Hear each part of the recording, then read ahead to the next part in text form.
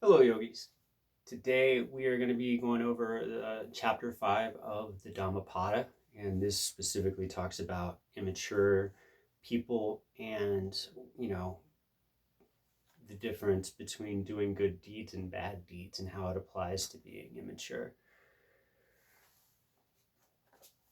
Long is the night to those who are awake, long is the road to those who are weary, long is the cycle of birth and death to those who know not the Dharma.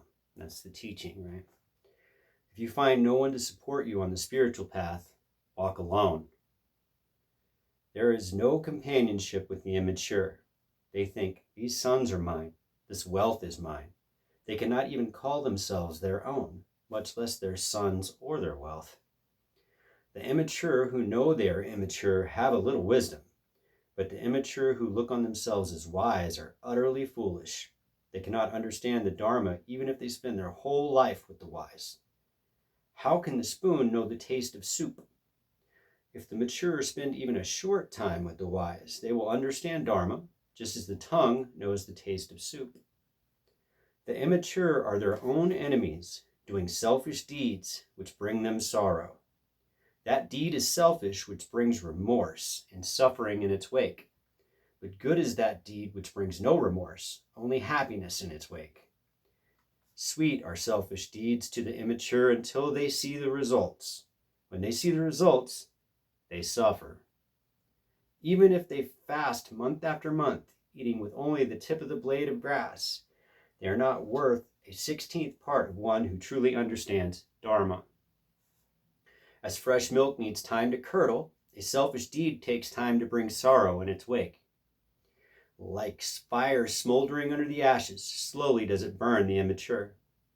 Even if they pick up a little knowledge, the immature misuse it and break their heads instead of benefiting from it. The immature go after false prestige, precedence of fellow monks, power in the monasteries, and praise from all. Listen, monks and householders, I can do this, I can do that. I am right, you are wrong. Thus their pride and passion increase. Choose the path that leads to nirvana and avoid the road to profit and pleasure. Remember this always, O disciples of the Buddha. Strive always for wisdom.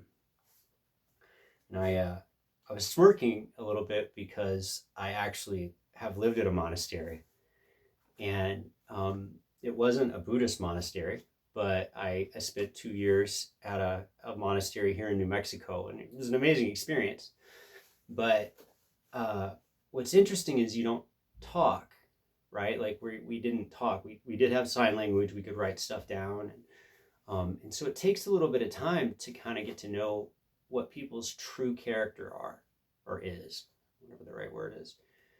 And, you know, after 2 years, and I hate to say this, but you could tell the monks that were just coasting and were just kind of like, they were there, but they weren't really there.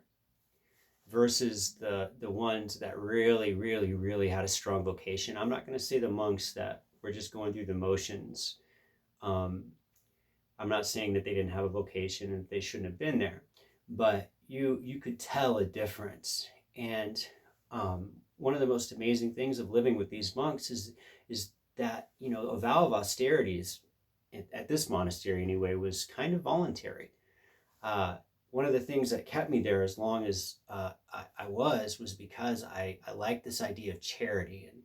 And they had three things, and that was that they were obedient, they were celibate, and they were poverty, right? They weren't allowed to own anything, allegedly. Once I was there for a while, I started to see that actually it was kind of, you know, some of them didn't live by that at all, you know, and without going into any more details. Some of them had a very wild lifestyle and wore very nice shirts under their habits and flew all over the world and, you know, ate the best of meals and anything but poverty, anything but poverty. And it was interesting because as you would interact with these monks, the ones that really did embrace austerity and weren't really focused on the material had a level of peace and joy that was just infectious and profound. These monks I lived with, they were chanting monks, and so the only time they would talk is if they were singing God to God, doing the Psalms. And they would sing in Latin. I think it was 7 times a day, starting at 3 o'clock in the morning, and then they would have various different things that they would chant throughout the day, and it was like a marathon, man, like a life marathon. But anyway, reading this chapter, and it was just talking about how people, when they assert they're right, you're wrong, or they're more holy than you, this is immature behavior, even if it's true, and it's going to lead after a time to a demise. It's just the nature of life. I love that this chapter gives you a great itemized list of what to look for in your behavior, right? If your actions are causing grief and sorrow and pain, stop doing that, right? Easier said than done, but stop it. However, if it's bringing joy and love and happiness and calmness in your life, continue to do that. For me, like when I started getting into yoga, my life was such a mess. Like there were so many catastrophes that like it was the only thing that really kind of brought calmness and peace to my world, right? And so I grabbed a hold of it like a life raft, and I haven't let it go. And anyway, hence why we're here now. But thank you so much for paying attention. And if you have any questions or comments, please feel free to leave comments in the comment box, and I'll get back to you as soon as I can. I hope you have an amazing day. I'm off to the knee doctor, so cross your fingers, toes, and eyes on my behalf. Hopefully they say something good. Anyway, as always, namaste.